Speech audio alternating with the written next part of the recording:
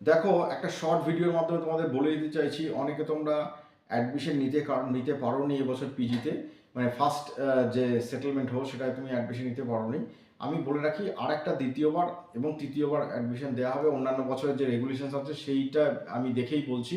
Normal ওয়েতে কিন্তু 3বার ভর্তির প্রসেস চলে। তা সেকেন্ড যে প্রসেসটা সেটা মনে হচ্ছে ফেব্রুয়ারি মাসে আবার দেওয়া হবে। যারা যারা ভর্তি হতে পারোনি বা ভর্তি হতে কোনো কারণে সমস্যা হয়েছে, সময় হয়নি বা যে কোনো কারণে ভর্তি হতে পারোনি, তারা কিন্তু সেকেন্ড স্টেপে ভর্তি হয়ে যাও। একটা কথা সেটা হচ্ছে, যে রেগুলেশনস তুমি ফার্স্ট স্টেপে যারা ভর্তি হতে পারোনি, সেই সেম রেগুলেশনে একই সিস্টেমে চলবে, শুধু ডেটটা এক্সটেনশন করে দেওয়া হবে, তোমরা সেকেন্ড স্টেপে ভর্তি হয়ে যাও।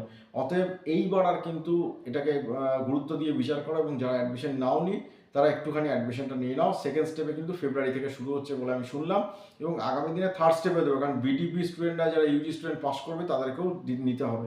সেই কারণে তোমরা কিন্তু এগিয়ে যাও।